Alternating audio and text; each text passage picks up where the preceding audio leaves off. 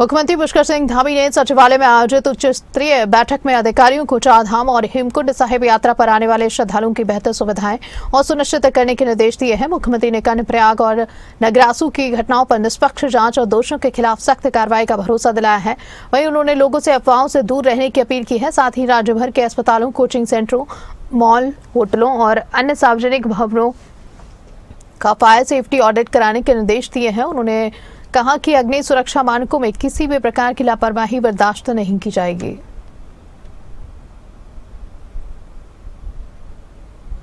कर्णप्रयाग में और नगरासू में जो भी घटना सामने आई है और सभी पक्षों को हमने निष्पक्ष रूप से सरकार, प्रशासन, पुलिस कार्रवाई कर रही है और सभी प्रतिनिधि मंडल यहाँ पर प्रशासन के लोगों से मिले भी हैं और हमारे पुलिस महानिदेशक ने लगातार पिछले 2-3 दिनों से बात की है। और ये यात्रा का सीजन है और जहाँ चारधाम यात्रा भी इस समय चल रही है और अपने आप में एक रिकॉर्ड तीर्थयात्री अभी तक वहाँ पहुँच गए हैं। 40 लाख संख्या वहाँ होने वाली है। हेमकुंड साहब की यात्रा भी जो है पिछले साल की तुलना में 20-25 हज़ार अधिक हो गई है। अभी शुरुआती दिनों में ही 1,25,000 के आंकड़े को छू गई है। और चूंकि उत्तराखंड में 3 बड़े स्थान हमारे यहाँ पर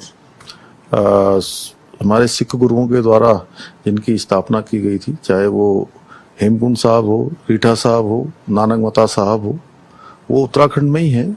और प्रत्येक वर्ष यात्रा चलती है। सबका सम्मान करना हम सबका संस्कार भी है। देवभूमि अतिथि देवो भव की तर्ज पर हमेशा यहाँ पर लोगों का सबका स्वागत करती है।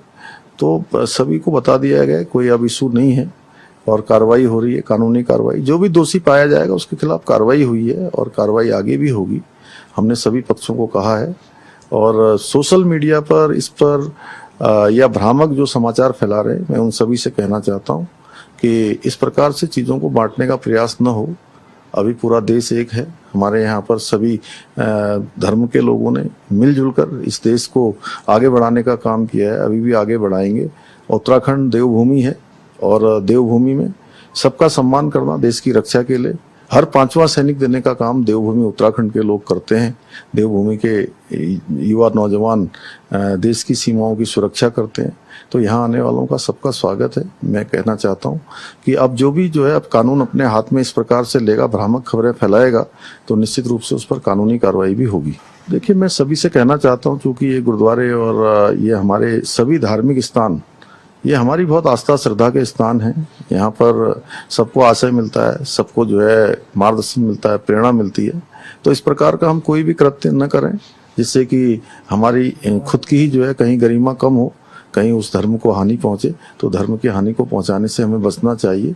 और सब लोगों को कोई बात है तो बात करनी चाहिए, बात करके सारी चीज़ों का समाधान निकलेगा। नहीं, मैं सभी से कहना चाहूँगा कि देखिए, हम लोगों को सबको मिलजुल कर, इतनी शानदार यात्रा चल रही है और सब लोग मिलजुल कर यात्रा को जो भव्य रूप चल रहा है यात्रा का, उसको और भव्यता देने का हम प्रयास करेंगे। उसमें हमारा योगदान होगा तो निश्चित रूप से कहीं ना कहीं भगवान की कृपा भी हमारे पर होगी, हमारे सभी गुरुओं की कृपा होगी।